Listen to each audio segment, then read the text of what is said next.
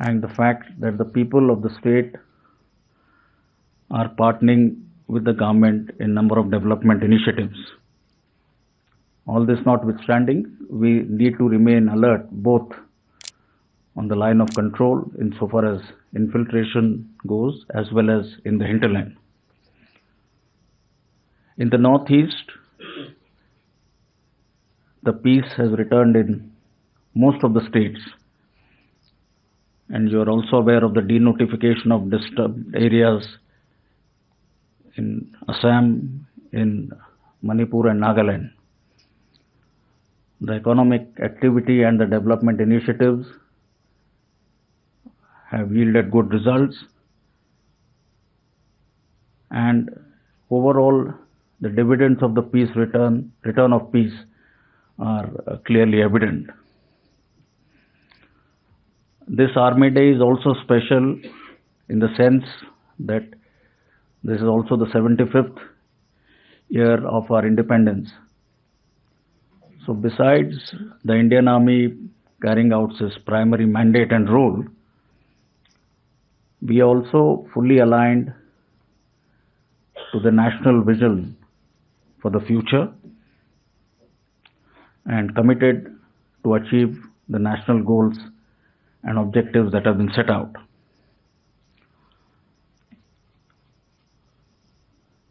We have decided to undertake transformation of the Indian Army, and that essentially spans across 5 key domains, starting from force restructuring and optimization, modernization and technology infusion. Then you have the human resource management philosophy, or Agnipath, which came about sometime middle of last year. We are also looking at greater emphasis, stress, and better outcomes in terms of jointness as integration. And lastly, we are also looking at refining and improving our systems and processes in order to enhance the operational, administrative, as well as the logistic efficiencies. We've also decided that this year, or 2023, will be the year of transformation, wherein we have laid out a specific roadmap for the outcomes that we intend achieving. And of course, this process will continue beyond the current year. And in this regard, I would just highlight a few initiatives that we have taken. In relation to the Agnipath scheme, there are 2 key aspects that we are looking at. First is, we have launched the Army software for Agnipath automation at networking, or Assam, which is a integrated software right from the Agniveer time that he gets recruited till the time he joins the recruiting centers, during his period at the recruiting center, and subsequently while he's, or an Agniveer is serving in a unit, till the time he exits at the end of 4 years or is retained in service. So this entire gamut of his management, his performance assessment, the selection process for retention, all that has been encapsulated in this Assam software, which I am happy to announce. When the training of the first batch commenced on 1st January, we have started using this software. We also have aligned to the project of digitization and automation, launched another software called the Indra. Now this is the Indian Army Data Repository and Access System, wherein And most of you would, or most of you are aware, we have different regiments, and within infantry we have different regimental centers. So in this software, we will have all these centers or the record offices coming on board. So you have a central data repository of all our soldiers, officers, and JCOs available at in a single window, which will essentially help us for better HR management and decision making. Now this again has been launched about a month back and is working well. The third software which we have launched is called Dhanvantri, and it relates to the medical data of all our personnel, essentially linking all the military hospitals. We have close to 150 of them spread pan-India. So again, here you will have a single window or a single database wherein all the medical data will be available, and this will again facilitate planning, management of patients, pharmacy, etc. In terms of the human resource management, couple of things I would want to mention. And first is commissioning of women officers in the regiment of artillery. Now this is something which we have decided we must do, and this proposal has been forwarded to the government, and we hope that this will be accepted.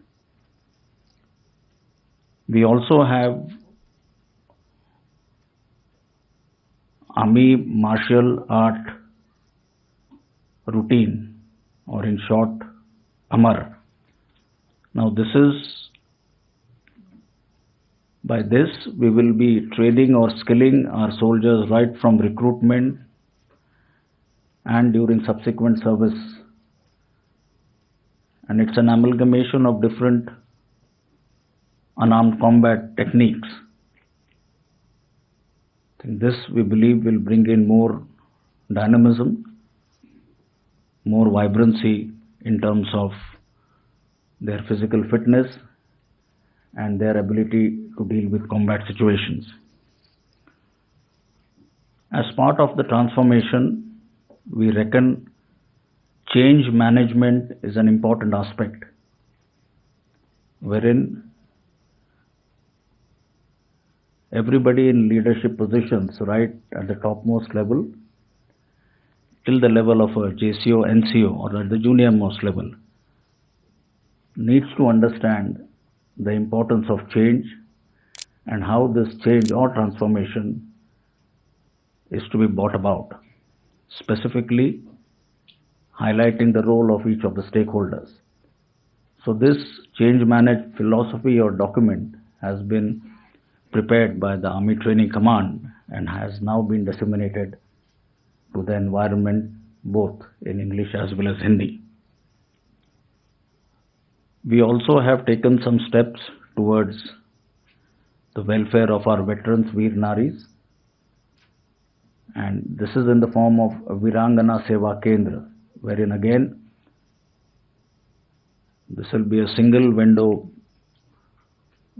opportunity for all the veterans as well as the Veer Naris to be able to access online, and will help us in redressal of their grievances. So this has been launched here in Delhi, and we will soon follow it in other stations. And lastly, I must also mention here of two more initiatives. These are aligned to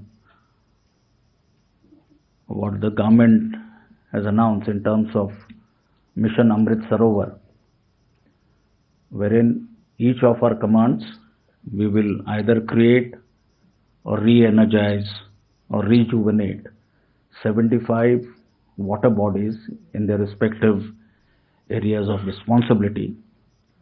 So we are looking at about 450 such water bodies getting created by August of 2023. And the last is our partnership or our contribution to the Vidyanjali scheme, wherein close to 150 of our Army public schools will partner or adopt a government school or a government aided school, and in this partnership we will be sharing our resources in terms of infrastructure, sports infrastructure, academic infrastructure, our instructors, and number of other facilities. So these were some of the initiatives I thought I must mention here.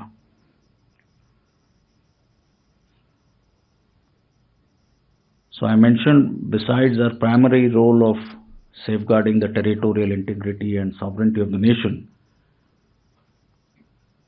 we are fully cognizant of our role in other spheres as well as nation building, so as to support and contribute towards the national goals and objectives. And in all this, I think the media has an important role, because in this endeavor, we believe that we need convergence of ideas, convergence of strategies, and convergence of resources, so as to be able to meet the aspirations of our people. I'll stop here as my initial comments, and now I'll be open to any questions that you may have. Thank you, sir. We will now commence the interactive session. In order to give maximum opportunities, because there are a large number of you, what we will do is we will take 3 questions at a time. So when you ask a question or when you are nominated, kindly please give out your name as also the agency which you represent. A couple of requests, please. Restrict yourself to 1 question, and I don't think we'll be in a condition to take follow-ups with the large gathering which we are there. So with that, the floor is open to questions. Okay, we'll start with an agency. 10, Ajit Dubey. The second one we will take from 46, Manish Kumar Jha, Financial. And we'll take Manish Prasad, India TV, 21. You can start now, Ajit.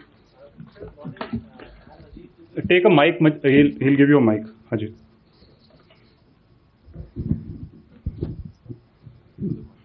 Sir, namaste. I am Ajit Dubey from ANI News Agency. Sir, it's been around 8 months since you took over as the Chief of Army Staff. You have been to different, almost all the war fronts that the country has. Sir, how do you see your tenure as the Chief of Army Staff in last 8 months? And what are your key thrust areas that you have laid for yourself? And what are the challenges that you see for yourself in this? Okay, next question. Morning, Chief. This is Manish Kumar Jha from Financial Express. Chief, Indian Army is encouraging a lot of niche and advanced military technologies through indigenous development. Could you talk about such indigenous technology, advanced technology, if you could point out a few which is under the radar? And second, Chief, if I could add on, if you could throw light on the AK-203 assault rifle development, where the production timeline is delayed. Thank you so much, sir. Third question. Yeah, Manish. Sir, मैं मनीष हूँ, India TV से. अभी के हालात में live. Manish, take a mic here. Your sound is. Sir good morning, मैं मनीष हूँ from India TV sir. Sir अभी के हालात में लाइन ऑफ कंट्रोल पे सीज फायर तो है, लेकिन इन्फिल्ट्रेशन का जो अटेम्प्ट है वो अब जम्मू रीजन से काफ़ी दिखाई दे रहा है. पिछले दिनों टारगेट किलिंग के तौर पर राजौरी था या फिर आर्मी जो बेस था उस पर फायरिंग हुई.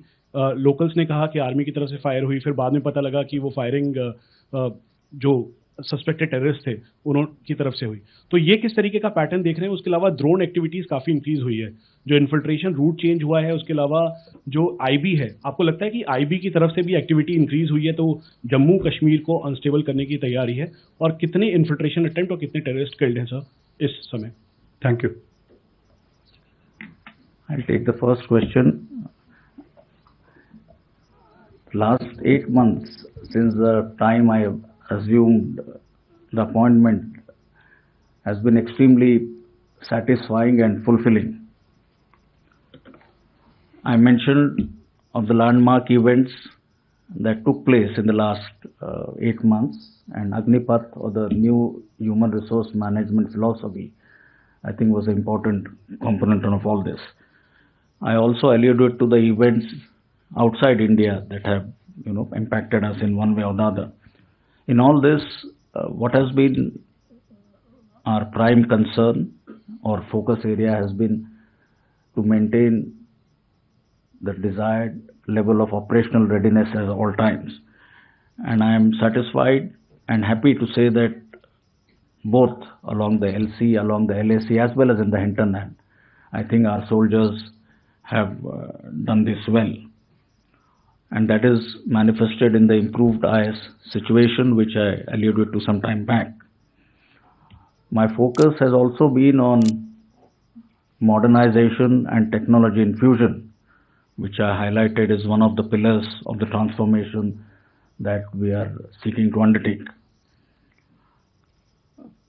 The 4-5 pillars of transformation that I mentioned in my opening remarks is an area that we have paid special attention to, and we have made a clear roadmap with timelines and laying down clear responsibility as to who is to do what and how is this whole system going to be monitored. The impetus to Atmanirbharta, that was also one of the questions. And how do we leverage technology, or how do you catalyze the new technology or niche technologies to improve our war fighting capability is another area that has engaged our attention. All this besides, in the areas of defense cooperation, we have made good headway, and we can talk of it maybe subsequently. The gender empowerment, especially in terms of the women in the armed forces or women in the army, has again been a focus area, I think, where we have made good progress. And last but not the least, measures in terms of the well-being of our ex-servicemen, the well-being of our Veer Naris. So here again, the way I'm described, we have made good progress. And from these exactly would, follow my thrust areas, if some of you would recall, which I had spelt out when I took over. And those thrust areas were on the similar lines. Besides all this, maintaining a high level of morale and motivation of our soldiers, our troops at our times, and undertaking actions, initiatives in this regard has been something which has also been one of the thrust areas. You also alluded to what are the challenges. Well, one challenge that comes to my mind is challenge of the situation on the northern borders. But that again, I think with a firm and resolute manner,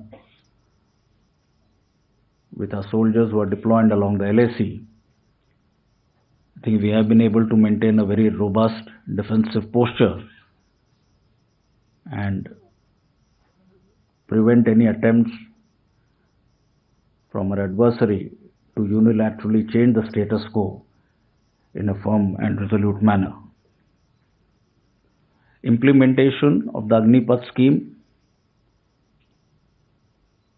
while we are all aware of what the benefits are, but its correct implementation, I would not say is a challenge, but is an important aspect which again has engaged our attention, and we have undertaken a number of measures to make sure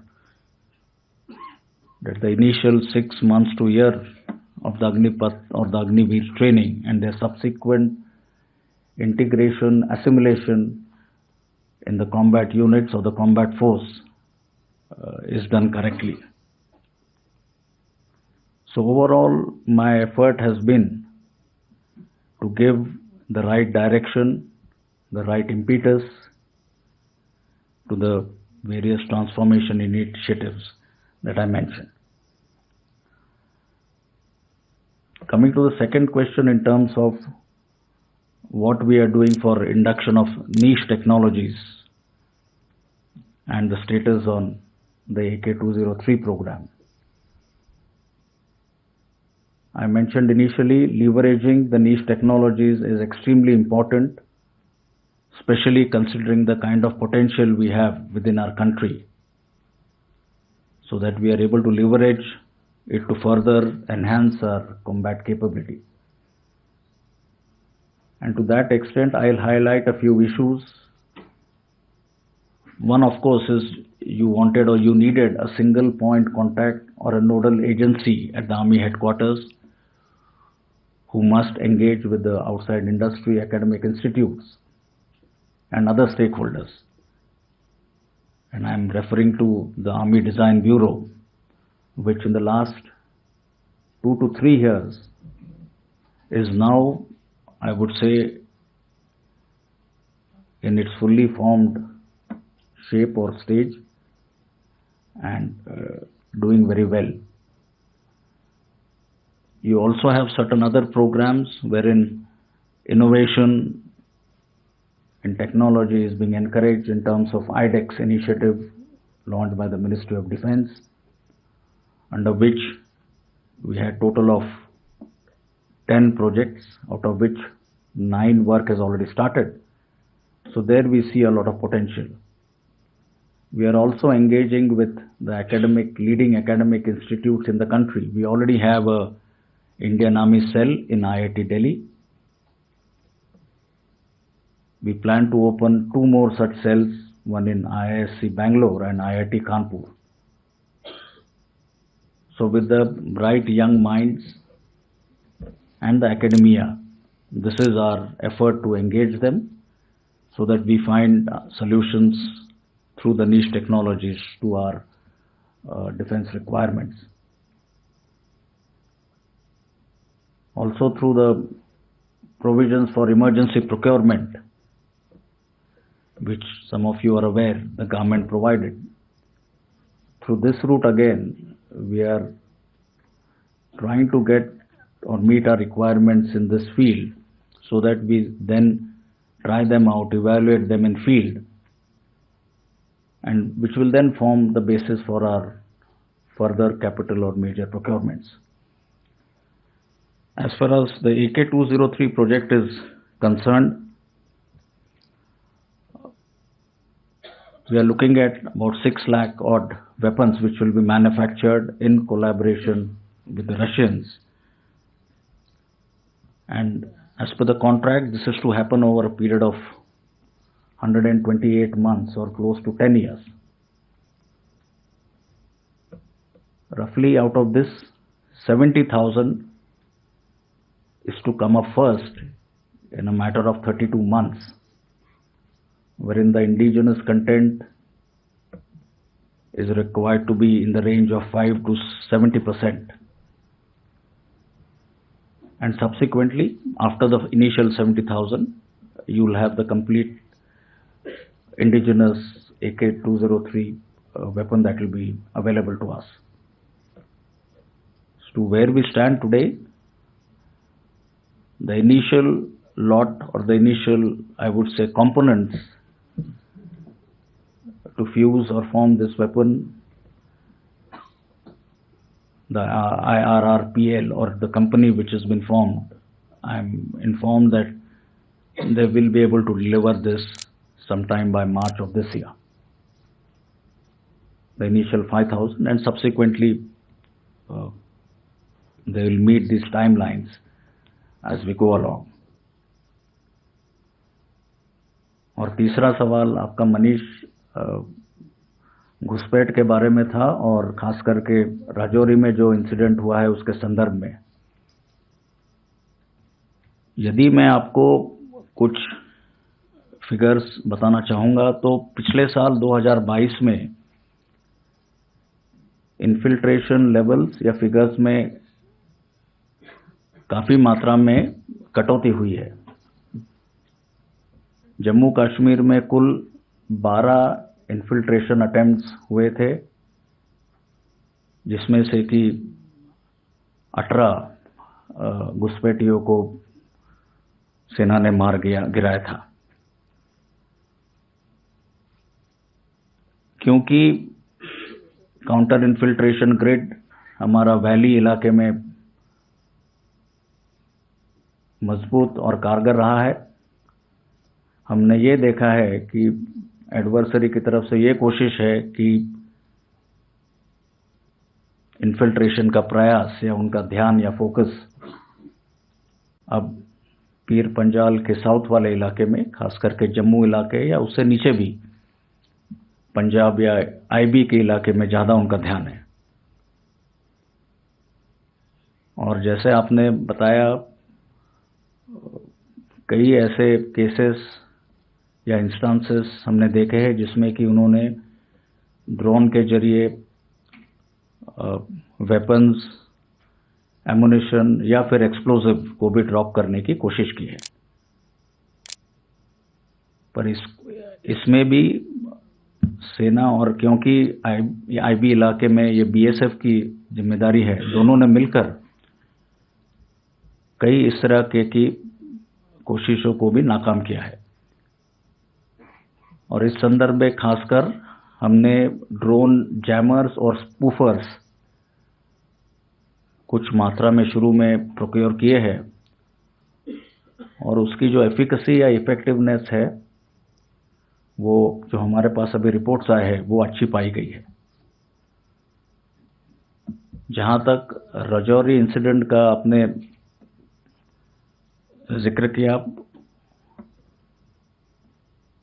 वो कोशिश भी हमारे adversary की तरफ से यही रही है कि टारगेटेड किलिंग्स करे, माइनॉरिटीज को टारगेट करे, ताकि जो उनकी विफलता वैली एरिया में है, उनका विचार है कि south of Pir Panjal reason में उसको ज़्यादा अंजाम दें। अब जो 2-3 इंसिडेंट्स आपने बताए हैं, उसके फलस्वरूप सेना और सीआरपीएफ दोनों ने उन इलाकों में अपनी तैनाती, अलर्टनेस ज़्यादा बढ़ाई है। और दोनों जो टेररिस्ट इनिशिएटेड इंसिडेंट हम कहते हैं, उसके बारे में जो इन्वेस्टिगेशन अभी आप लोगों को ज्ञात है, वो एनआईए को सौंपा गया है ताकि उसके और कारण हम पता कर सके। पर साल के एंड में मैं आप लोगों को याद दिलाऊंगा, 2 और इंसिडेंट्स हुए हैं। एक सिद्धरा का, जिसमें कि 4 घुसपैठ और उनका ट्रक को इंटरसेप्ट करके उनको न्यूट्रलाइज किया गया। उसके बाद अभी कुछ दिन पहले मेंढर पूंछ के इलाके में भी एंटी इन्फिल्ट्रेशन ऑपरेशन में हमने और 2 टेररिस्ट को मार गिराया है। तो हमारा anti infiltration grid, counter infiltration grid उसी तरह से सक्रिय रहेगा, और इस तरह से जो प्रेशर है उसमें मैं आप लोगों को और आपके माध्यम से सबको विश्वास दिलाऊंगा कि उसमें कोई कमी नहीं आएगी। और निरंतर हमारे ऑपरेशंस, जवान पूरे मुस्तैदी के साथ एंटी इन्फिल्ट्रेशन ऑब्स्टिकल सिस्टम या फेंस पर और हिंटरलैंड में दोनों हम जारी रखेंगे। Okay, we'll take the next set. From the left, we'll take Dilip Singh, Hindu Business Line 72. Ahead of that, we'll take Rahul Singh, Hindustan Times 51. And from this side, we'll take Ajay Banerjee, Tribune 41. You can start, Dilip. Sir, this is Dalip Singh from Hindu Business Line. So you just mentioned that situation on the northern border is a challenge for the army. Can you throw more insight into it, not only on the eastern Ladakh front, but also in Arunachal Pradesh? Okay, Rahul. Mic दीजिए यहाँ पे. Good afternoon, sir. Rahul Singh from Hindustan Times. So my question relates to, we've seen a lot of Chinese aggression on their side, and they're building a lot of infrastructure and capability building, placing weapons. So what measures are we taking? What measures have we taken over the last one or 2 years to build capacity in terms of deployment of weapons and infrastructure? And so a lot of people, a lot of experts say what is, the silver lining is what has happened in terms of capacity building and infrastructure over the last 2 years did not happen over the last 20 years. Do you agree with that assessment? Okay. Thank you, sir. Ajay? On the right. Good morning, sir. Ajay Banerjee from the Tribune this side, sir. Sir, you have spoken, and also the Army has issued RFPs and RFIs for several new technology equipments. We also continue to add, sir, if I may say, old world technology like tanks, ICVs, and Heptals. How effective will these old world technology, if I may call it that, in a future battle with China? With China is adding so many drones, so many far-reaching missiles. How effective will these be? And sir, can you match these two? Is the existing technology enough to tackle China, sir? Okay, thank you. All right, so I'll take the first one, I think, which Rahul asked on the infrastructure as to what we are doing for infrastructure development. And I think this is extremely important because what you hear and what the narrative is, it's a lot of infrastructure happening only on the other side across the LAC. But what does not come to the fore is as to what has happened or what infrastructure has developed on our side. And let me put it in perspective by giving you some facts and figures. Purely in terms of the border roads, because that is extremely critical. In the last 5 years, the border roads have constructed close to 6,000 kilometers of road pan-India, out of which 2,100 kilometers has been along the northern borders. The second aspect is upgradation of the bridges, because it is not only the roads that you need, but also the bridges should be able to carry the load of your guns and other weapon systems. So as far as the bridges go, close to 7,450 meters, if I remember the figures, is what length of bridges or number of bridges that have been constructed by the border roads. You are also aware of the frontier highway measuring total of 1,800 kilometers, which will connect the various valleys, especially in the state of Arunachal Pradesh. Is something which the plan has been re-energized, the funding has been assigned. Some work on the frontier highway was already underway, but I think this is something which will get the right impetus. There is an aspect of the connectivity or all-weather, shall we say 12-month, 24/7 connectivity, especially in forward areas. And I'm referring to both Ladakh and Kameng of Arunachal Pradesh. In Ladakh, you have the Zojila tunnel as well as another tunnel referred to as the Z-Mode tunnel, which will link the valley to Ladakh. Now that is something which will get operationalized, I'm told, by the end of the year. So you will have all-weather connectivity from that side.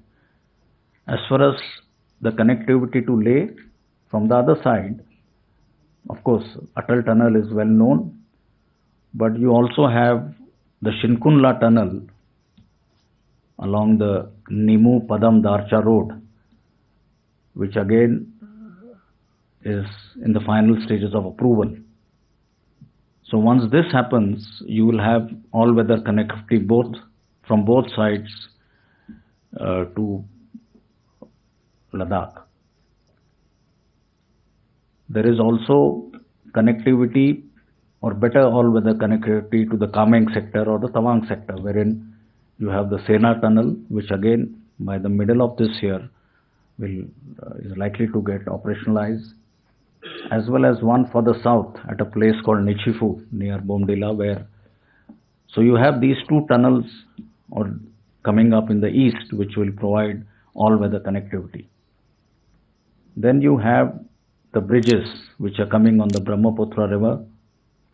There are existing 5 major crossing places.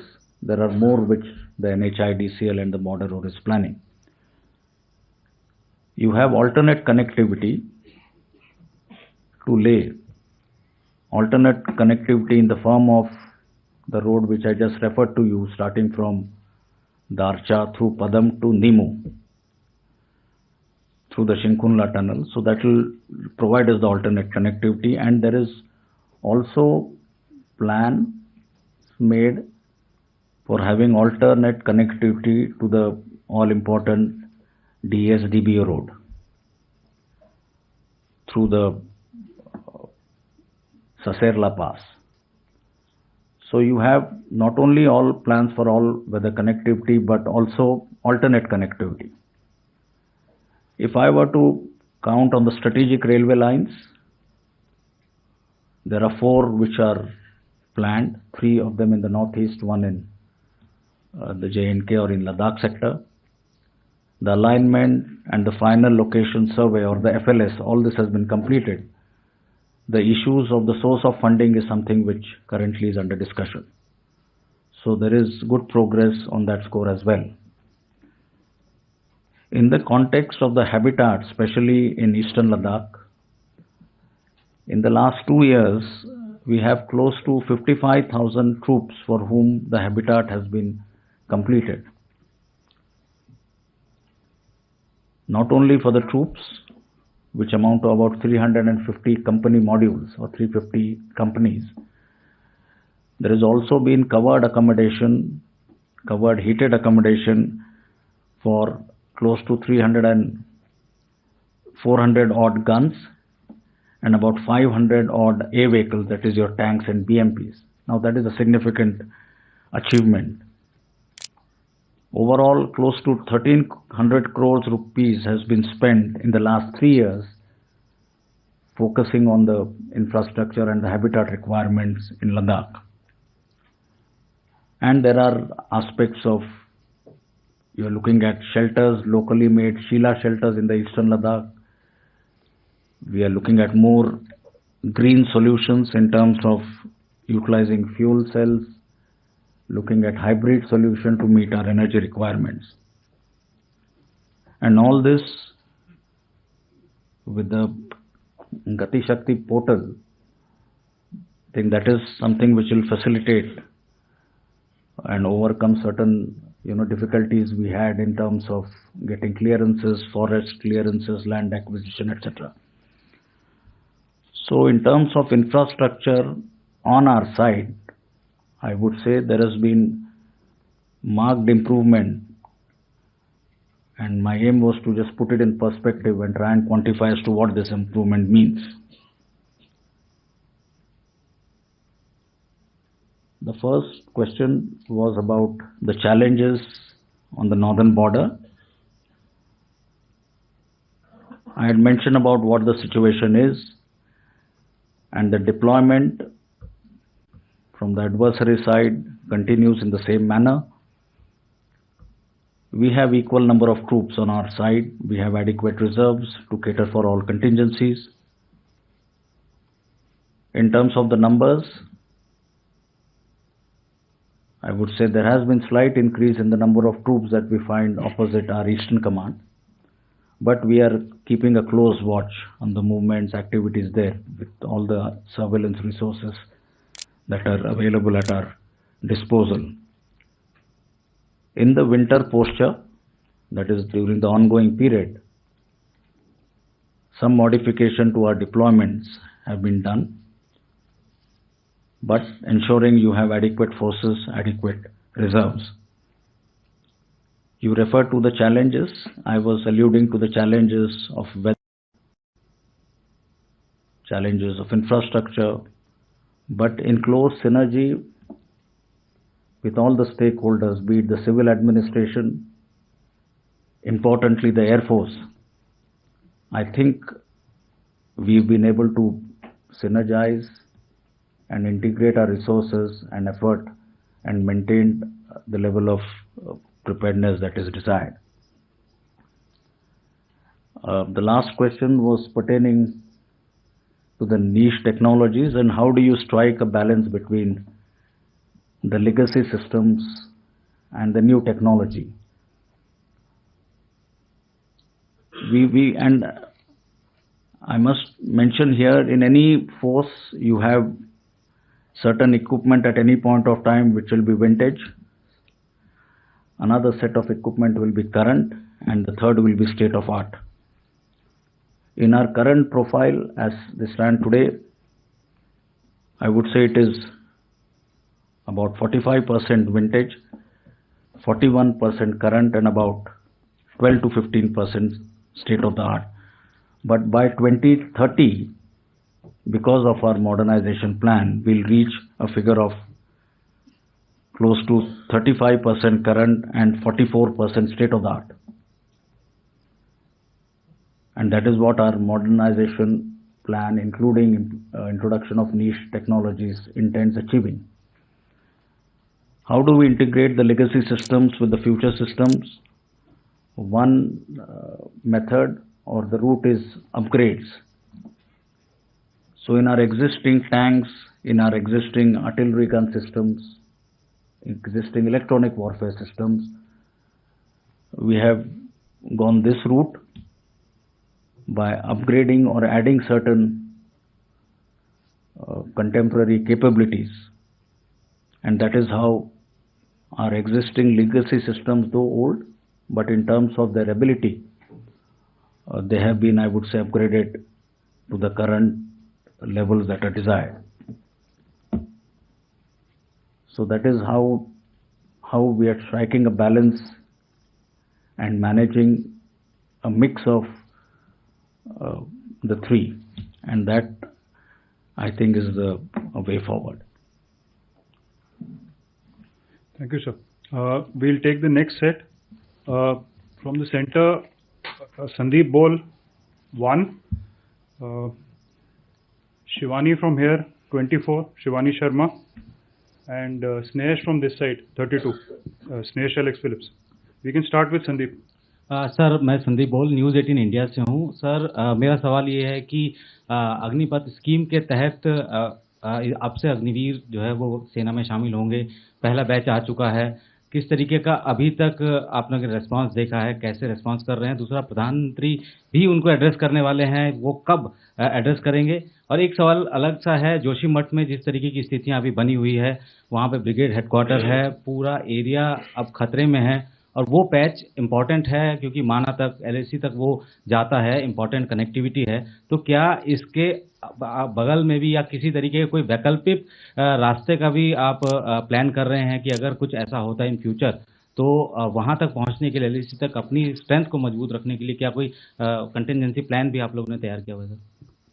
Okay sir, I am Shivani Sharma, this side sir. I'm Shivani Sharma from Times Now Navbharat. My question pertains to the women in the army. You right now announced that soon women will be commissioned into the artillery. Is there a timeline or in what numbers these women will be inducted into the artillery? And is this limited to the officers only, or there are some plans for other ranks, women to be included in combat roles? Thank you. Snehesh. Hi, sir. Snehesh here from ThePrint. So, if you could give us an update on the optimization and the restructuring plans of under you. You know, we talk about right-sizing the army. What is the right size that you look at, sir? What are the numbers that we're looking at? Right. So, मैं पहला सवाल संदीप ने जो पूछा था अग्निपथ के बारे में, तो जो शुरू का जो प्रतिसाद या जो रिस्पांस रहा है, मैं कहना चाहूँगा ये बहुत अच्छा है। और जितने भी पहले बैच में अग्निवीर हमारे रेजिमेंटल सेंटर्स में जिनकी ट्रेनिंग 1 तारीख से शुरू हुई है, ओवरऑल उनका लेवल ऑफ मोटिवेशन, एंथुजियाज्म, यदि मैं कहना चाहूँगा फिजिकल फिटनेस या कीननेस, इन सभी मापदंडों पर और अन्य मापदंडों पर मेरा असेसमेंट यही है कि response has been extremely encouraging and positive. आपने जोशीमठ के बारे में पूछा कि इसमें इसका क्या असर है। आपने ये भी बताया वहाँ पर हमारे एक फॉर्मेशन हेडक्वार्टर है, कई यूनिट्स भी है। जहाँ तक उसका क्या असर हमारे आर्मी के एस्टेब्लिशमेंट पर पड़ा है, तकरीबन 25 से 28 वहाँ पे जो बिल्डिंग्स है उसमें कुछ तरह से माइनर क्रैक्स पाई गई है, जिसके फलस्वरूप हमने वहाँ के इन यूनिट्स को या जवानों को कहीं टेम्पररीली रीलोकेट किया है। यदि ज़रूरत पड़ी तो उनको और भी ऊपर परमानेंटली लोकेट करने का भी प्लान है, जो कि ओनली एक जगह है जोशीमठ से ऊपर, आप लोगों से किसी को ज्ञात होगा।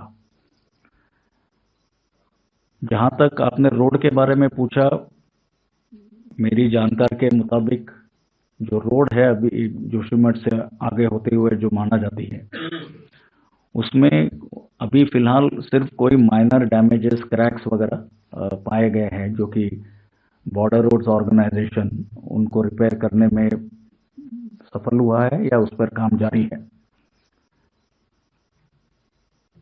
जो बाईपास का रोड है, मेरी जानकारी के मुताबिक उस पर कुछ समय के लिए शायद वह काम या उसको टेम्पररी हॉल्ट किया गया है। पर ओवरऑल यदि आप ये पूछेंगे कि क्या इससे हमारी ऑपरेशनल रेडीनेस, क्या इससे हमारी accessibility to the forward areas, क्या उस पर कोई विपरीत इफेक्ट हुआ है, तो मेरा कहना है कि उस पर कोई ऐसी बात नहीं है। उसमें जो हमारी मेन एक्सिस है जोशीमठ से आगे बढ़ती हुई, उसको कोई मेजर डैमेज या ऐसी कोई उस पर इम्पैक्ट या असर हुआ है, ऐसा नहीं हुआ है जिससे कि हमारी ऑपरेशनल रेडीनेस पर कोई असर हो। जहाँ तक सेना का वहाँ के लोकल सिविल एडमिनिस्ट्रेशन और लोगों को सहायता देने का सवाल है, वहाँ पर जो हमारा एक हॉस्पिटल है, कुछ हेलीपैड है और अन्य फैसिलिटीज़ है, उसमें से कोई शेल्टर्स भी हमने सिविल एडमिनिस्ट्रेशन को ऑफर किए हैं, यदि वो चाहिए तो कोई लोगों को वहाँ पर रिलोकेट कर सके। तो ओवरऑल जोशीमठ की जो सिचुएशन, उसके बारे में मेरा आंकलन इस तरह का है। And I think the second was on women in the army, which I think Shivani asked. I mentioned in my opening remarks that the women in the army have performed exceedingly well, given an excellent account of themselves. You would recently have also known that one of our women officers is now got deployed at the Siachen Glacier. You have a women contingent comprising about 25 women, which we have now deployed for a UN assignment. We have about 6 meritorious sportswomen who we have now recruited, and we are training them for greater laurels in their respective fields.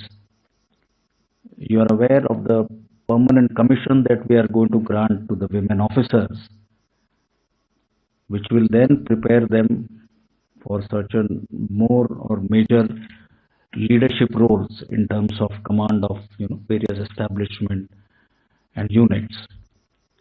And those who have been granted permanent commission, we are now training them in other professional courses so that they are then eligible for selection for their future responsibilities. So this is in overall in terms of how we look at the women and their employment and performance in the army. And aligned to this,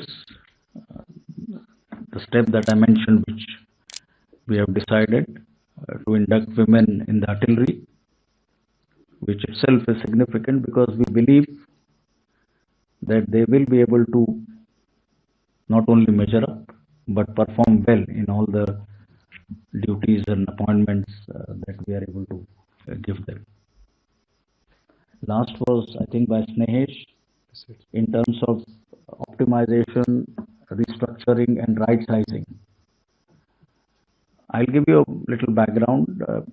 This has been something which has been under consideration for some time. You are aware of the committee of experts under General Shekatkar. They had made some recommendations, total of 143, out of which 96 were approved by the ministry, out of which 86 pertain to the army. And out of 86, 58 recommendations have been implemented in full, and for the rest, we are in the process of implementing them. The main aim of this entire exercise to restructure and optimize is to enhance the operational efficiency, make our organizations more lean, agile, more responsive, and then leverage the infusion of technology, make the force less manpower intensive. So we are looking at, besides all this, areas where we are resorting to outsourcing in certain non-core activities. If I were to give you some examples, animal transport, which we felt we have better solutions available in terms of logistic drones, in terms of all-terrain vehicles. We have made a plan by 2030, we'll have only 30-35% of the current animal transport units. We have certain other establishments and units like the pioneer units that we have made a plan as to how they can be how they can be downsized. Then there are elements of the other services. Then there are elements of headquarters. We are looking at making our ordnance supply chain management more agile. Also looking at as to how certain systems of food inspection, food laboratories, as to how they can be optimized. And so the entire aim is to, instead of downsize, right size the army to make it more efficient, better prepared to meet the security challenges of the future. Okay, for the next round, we will now take questions from Vedika Sood, CNN International, 92 here. We'll take from Vishnu, Som, NDTV, 4, right in the center. And we'll take 62, Rajesh Roy, The Wall Street Journal. Good afternoon, Chief. This is Vedika Sood from CNN. My question to you pertains with military diplomacy. I want to understand if there's going to be an increase in military exercises in the coming year or years, subsequent years, with especially Quad countries. Thank you. Yeah, Vishnu. Good afternoon, sir. Vishnu Shok from NDTV. Could you share a few details on... Mic is off. Good afternoon, sir. Vishnu from NDTV. A few questions. One question, sir, specific to Doklam. Are you seeing a substantial build-up in Chinese forces in the last couple of months? Has there been any effort by them to get on top of Jamperi? Have we countered that by a counter deployment there? And simultaneously, sir, on the Amochu to the east of Jamperi and Doklam, there is Chinese construction activity, including not just villages but roads going south. So are they trying to go well beyond the Jamperi? And if so, what do you believe their intention is? How does it threaten us? That's 3 questions, Vishnu. Yep, Wall Street Journal. Namaskar, sir. I am Rajesh Roy from the Wall Street Journal.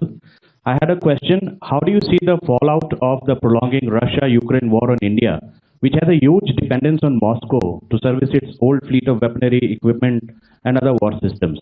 Thank you. Right. The last one first. I think, Rajesh, you asked what has been the impact of the Russia-Ukraine conflict.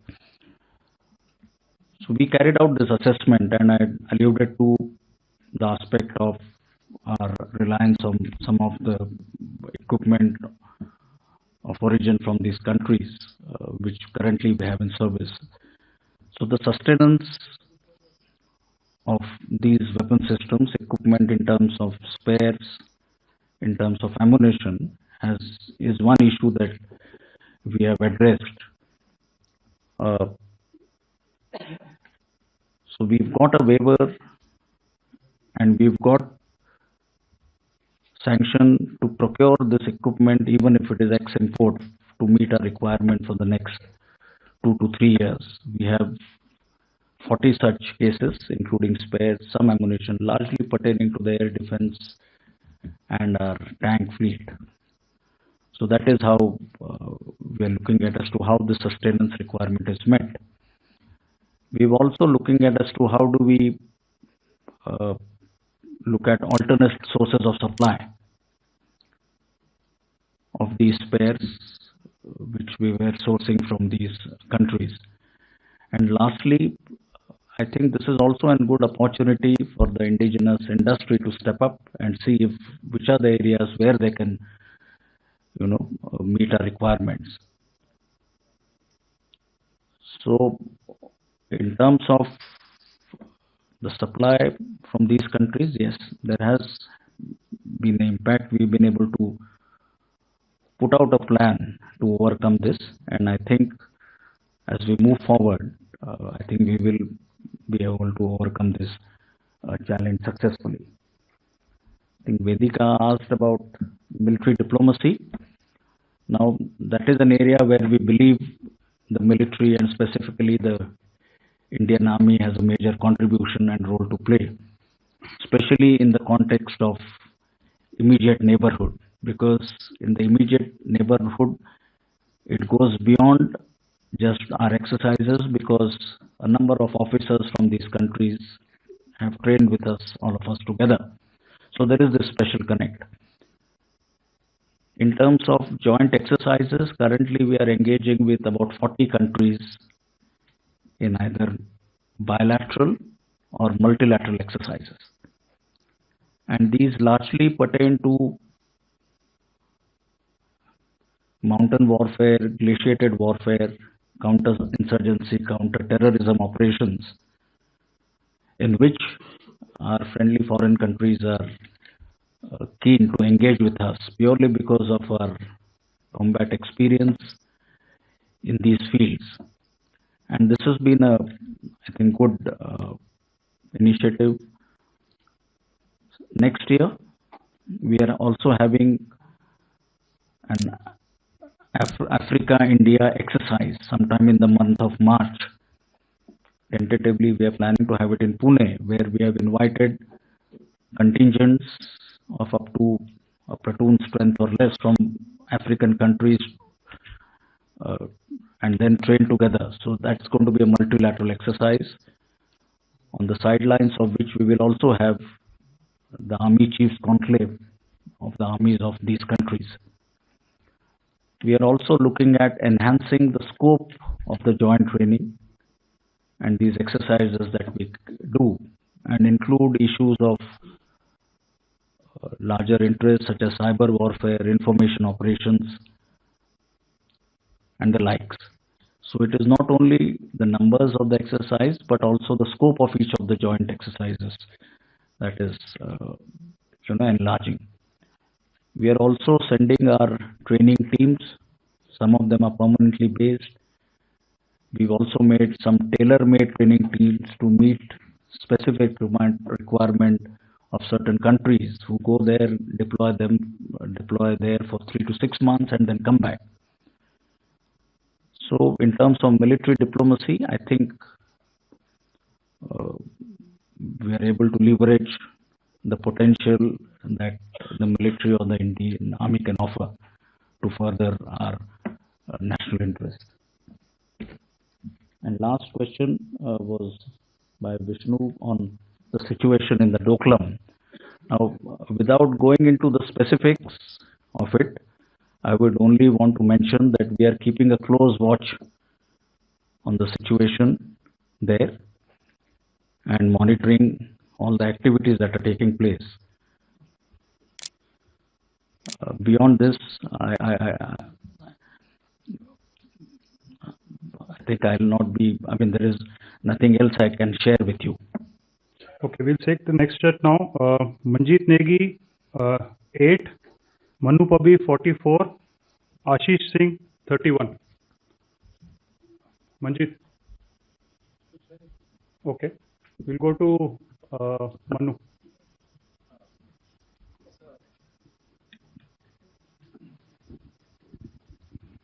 Sir, Manu Pavi here from the Economic Times.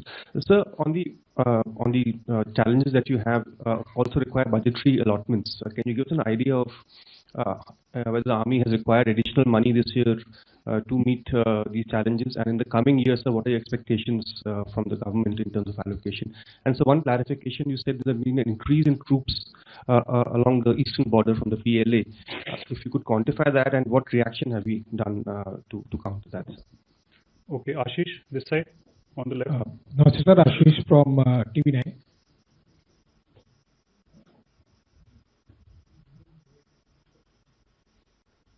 Yeah, this. Yeah, sir. Ashish from TV9.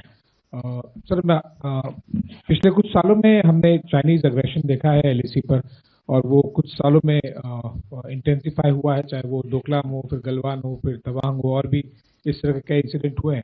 ऐसे में अधिकतर देशवासियों के मन में एक ये प्रश्न जरूर रहता है कि इफ एंड व्हेन कभी भी अगर इस तरह की सिचुएशन पड़ी कि अगर वॉर, ये क्लैश कभी कोई वॉर के तौर पर कन्वर्ट हो, तो हम कितने सक्षम हैं, हम उनसे कितना आगे हैं या कितना बराबर हैं या पीछे हैं।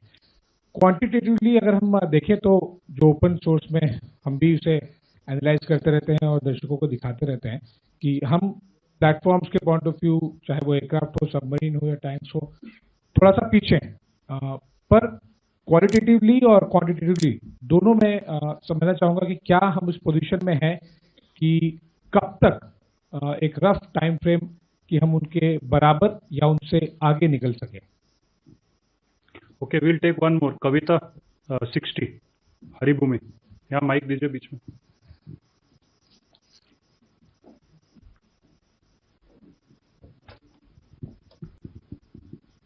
नमस्कार सर, मैं कविता जोशी हूँ, हरिभूमि न्यूज़पेपर से। सर मेरा सवाल ये यूएन में जो पीस कीपिंग मिशन में जो हमारी डिप्लॉयमेंट है, इंडिया का बहुत बड़ा डिप्लॉयमेंट है। अभी कुछ समय पहले यूनाइटेड नेशंस ने ये कहा है कि जो पीस कीपर्स जो पार्टिसिपेट कर रहे हैं और शांति स्थापना के लिए प्रयास कर रहे हैं, उसमें जैसे कुछ लोग मारे भी जाते हैं, कुछ घटनाएं ऐसी भी होती हैं कि कुछ लोग घायल होते हैं। तो यूएन ने ये कहा है कि इस तरह की जो घटनाएं होंगी उसमें अब जो दोषी लोग होंगे उनके खिलाफ बहुत बड़ा मतलब सख्त कार्रवाई की जाएगी, और इसमें लीगल एक्शन को भी मतलब देखा जा रहा है एक ऑप्शन के तौर पे। तो सर इस स्टेप को, इस स्टेटमेंट को यूएन के आप कैसे देखते हैं? और एक छोटा सा सर ये कि अभी जोशीमठ को लेकर के एक सवाल पूछा था संदीप ने, उसी से रिलेटेड मैं क्लैरिफिकेशन चाहती हूँ कि आपने कहा कि हमारे कई सारे ऐसे वहाँ पे जोशीमठ में हमारी जो कुछ फैसिलिटीज हैं जो हम सिविल एडमिनिस्ट्रेशन को दे रहे हैं लोगों को रुकवाने के लिए, ठहराने के लिए।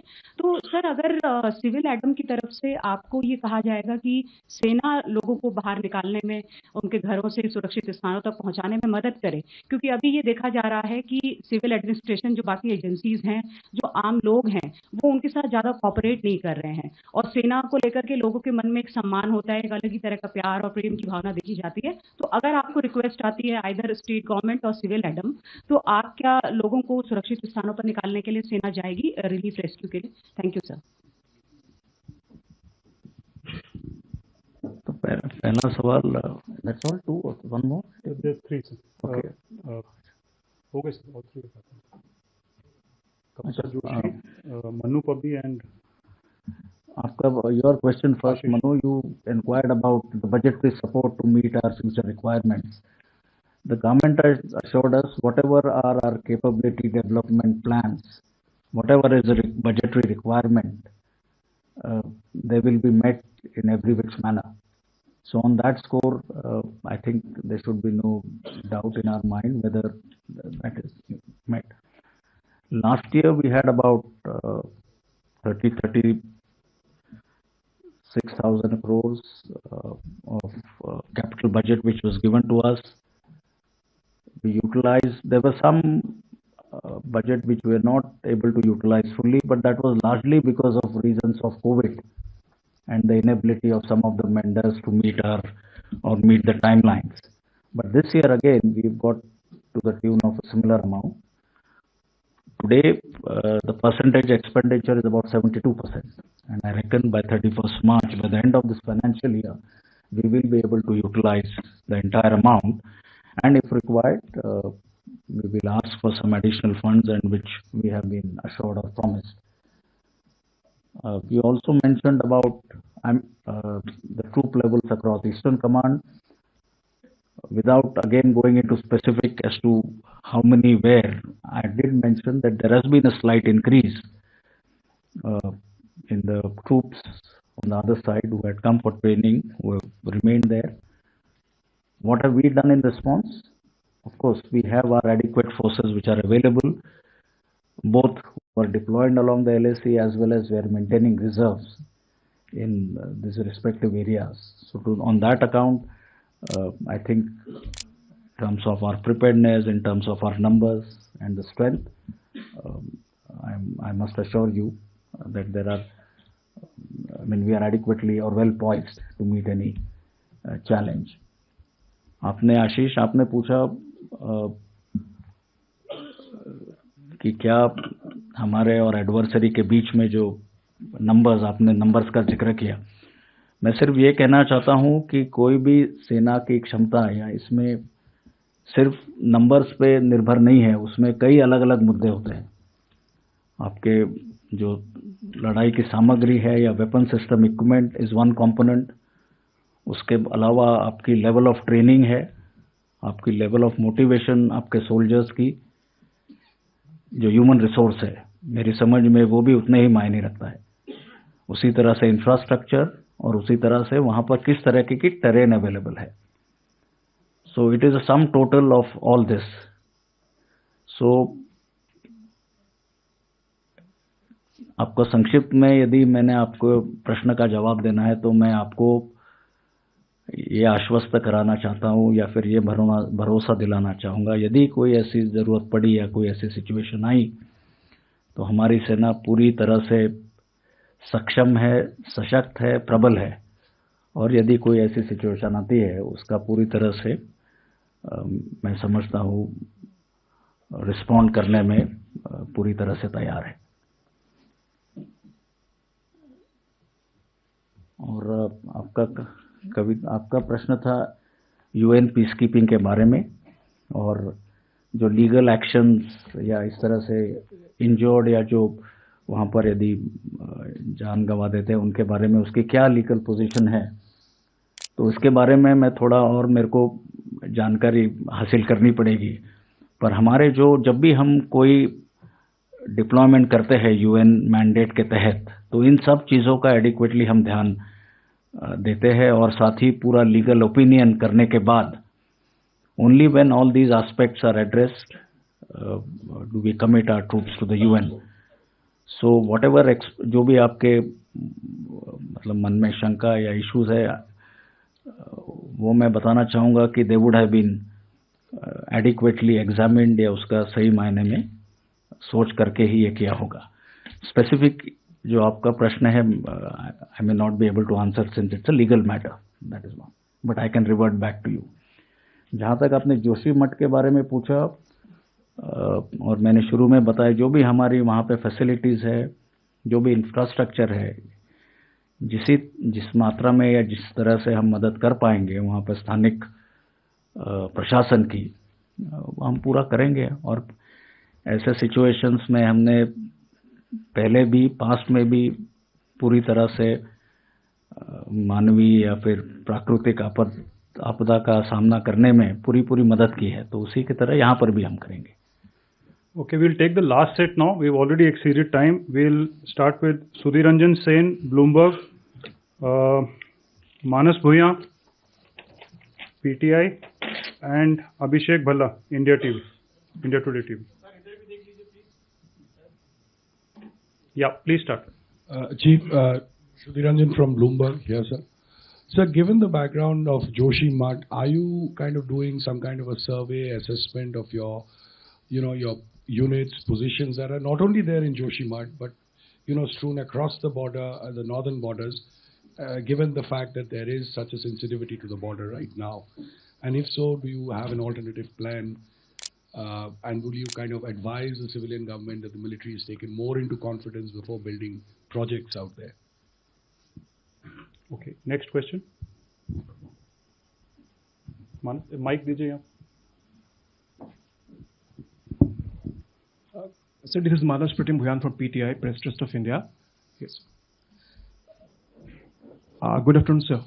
Sir, Yeah. to your left. This way. Oh yeah, sorry. So do you think the Russian invasion of Ukraine actually added new complexities to, India's long-term security challenges, as it could, there has been observations that it could embolden China to become more aggressive along the borders with India. And a quick second question about your predecessor, General Narawane's recent comments that, theaterization plan will not be prudent idea without enunciating the national security strategy. So how do you see the comments, sir? Thank you. Okay, Abhishek, Bhalla. Where are you, Abhishek? Yeah, Abhishek, mic. Good afternoon, sir. Abhishek Bhalla from India Today this side. So just a short question. Manoj has already asked the theaterization question that I wanted to ask. So I'll push in a simple question. A lot of thrust on women in the army. Is the army ready for having women in infantry and armored corps?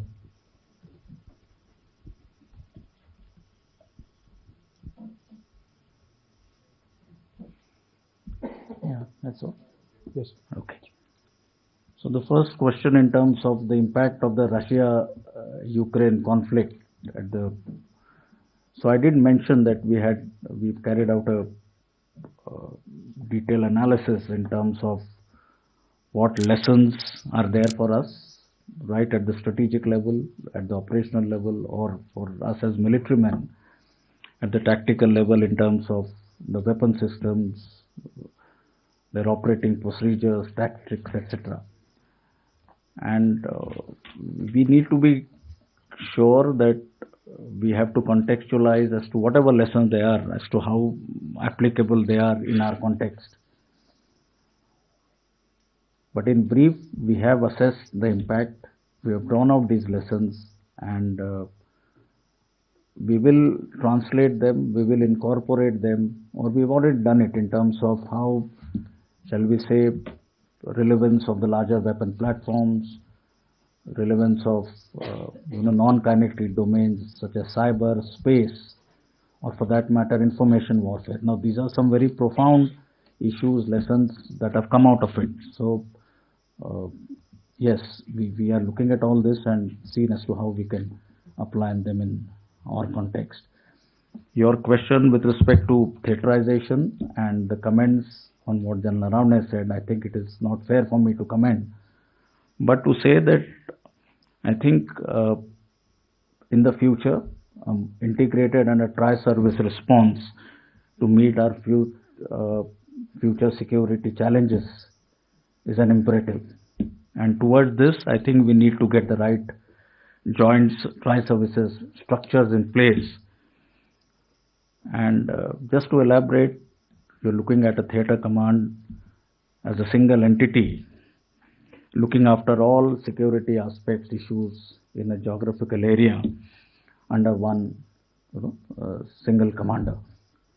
So I leave it here by just highlighting the importance of theaterization, but stop short of commenting on what my predecessor, his views were. And I think that would also answer another question which somebody else asked in terms of theaterization. But yes, among the three services, we are in the process of consultations, deliberations on issues related to the integrated theatre command. And it's something which is currently under deliberation. And the last was with respect to employment of women in other arms and services. I mentioned to you, we have taken the first step, or one more step, not the first one, in terms of as to how we can, where we can employ women officers. In certain other arms and services, as we move forward, we will in due course take a decision on this. Thank you, sir. We have now come to the end of the interactive session. May I request you all, Chief has another engagement. We already overshot by 18 minutes. We'll have, Mukesh will have to finish here. May I request you all to join us for lunch on the first floor, please? Thank you. Okay, thank you, ladies and gentlemen, for interaction. Thank you.